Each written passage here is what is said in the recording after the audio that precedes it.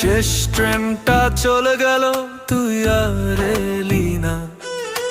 প্ল্যাটফর্মে পড়ে রইল আমার অচেনা ব্যথা।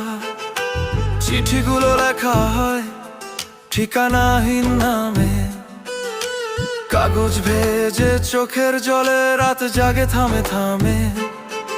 আমি তোকে ডাকিনি আর তবু নামটা আসে।